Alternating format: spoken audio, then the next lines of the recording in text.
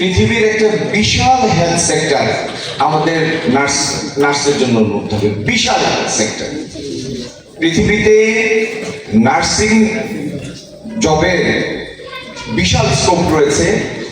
Old age পরিচর্যার কর্মী যারা, তাদের জন্য একটা বিরাট স্কোপ রয়েছে পৃথিবীর দেশে দেশে। কিন্তু এই সেক্টরগুলি আমরা কাজে লাগাতে পারিনি, কারণ আমরা সেই দক্ষ জনশক্তি তৈরি করতে পারিনি।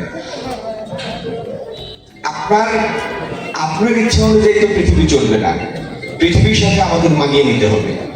আমরা যদি বাইরে জনশক্তি রপ্তানি করতে চাই, আমরা চাই আমাদের লোকরা বাইরে গিয়ে আয় করুক ডলার অথবা পাউন্ডে, তাহলে বাইরে যে কাজের চাহিদা সেই স্ট্যান্ডার্ডে আমাদের মানুষগুলিকে তৈরি করতে হবে, ঠিক না?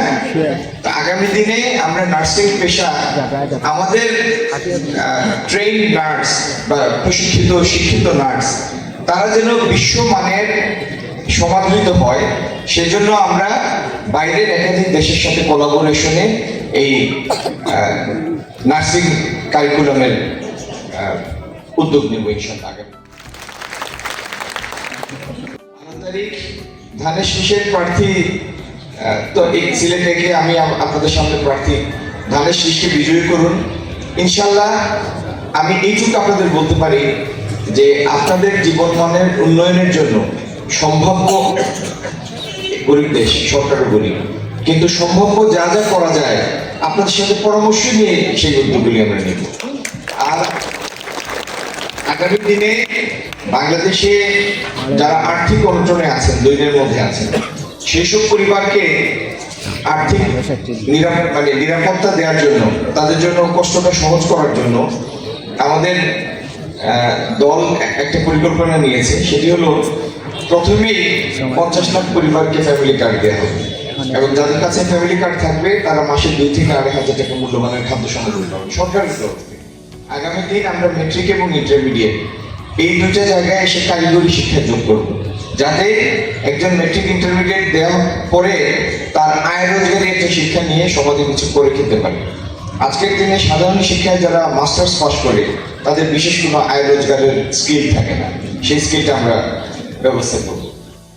এটার সমাধানটা কি, এটা আমি এখানে দাঁড়িয়ে থেকে আপনাদের বলতে পারবো না। আমি কোনো সরকার প্রধানও না, বিরাট কোনো লোক না।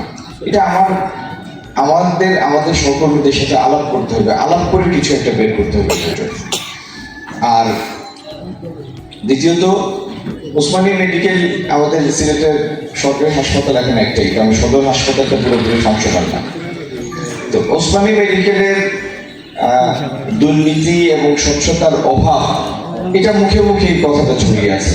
তার মানে ওসমানী মেডিকেলের স্বাস্থ্য সেবার প্রতি মানুষের আস্থা অনেক কম। এই আস্থাটা ফিরিয়ে আনা দরকার। এই আস্থাটা ফিরিয়ে আনা দরকার। কতগুলি জিনিস যেগুলি জীবন মৃত্যুর সাথে জড়িত, সেই সমস্ত প্রতিষ্ঠানের উপর যদি সাধারণ মানুষের আস্থা না থাকে, তাহলে এটা একটা বিরাট চিন্তার বিষয়। তো ভাই বোনেরা, এই মুহূর্তে আপনাদের জন্য কোনো সুসংবাদ দিতে না পারলেও আপনাদের কাছে আমি একটা জিনিস চেয়ে নেই, সেটা হলো 12 তারিখে নির্বাচন। আগে ভোট দিয়ে নির্বাচিত করে কিছু করার মতো উপযুক্ত বানান, তখন ইনশাল্লাহ আমরা সবাই মিলে চিন্তা করবো কি করা যায় এই বিষয়ে।